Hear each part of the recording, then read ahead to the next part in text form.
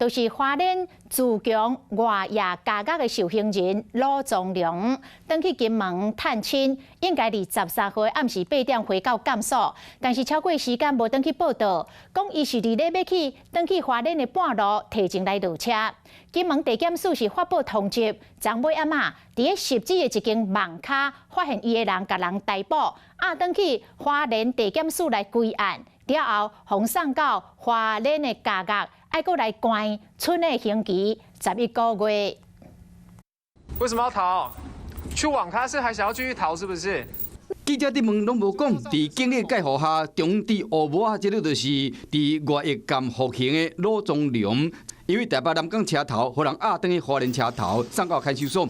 会出动遮侪人，就是惊讲各会走去。罗宗良放探亲假，登去金门13个时无登去报道，互人发布通知。因为他是以电话联系我们，因为他不是用 LINE 跟我们联系哈，是用电话联系，所以我们也相信他应该是搭上那个火车了。罗宗良应该伫13暗时8点收假，验过呢，适可火车站的监视器有清楚录到伊伫8点45分，挂一个物件鬼鬼祟祟，出站了后就下落不明啊。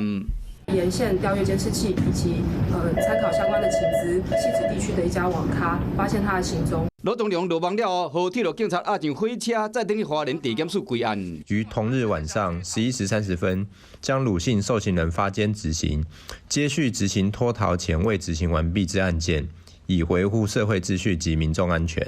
早尾一天，罗宗良因为严重的违规，将被送回花莲家角执行村的11个月刑期。有事没事赶紧转开华视，还没有订阅华视的 YouTube 频道吗？赶紧按赞、订阅、开启小铃铛，我们华视 YouTube 见。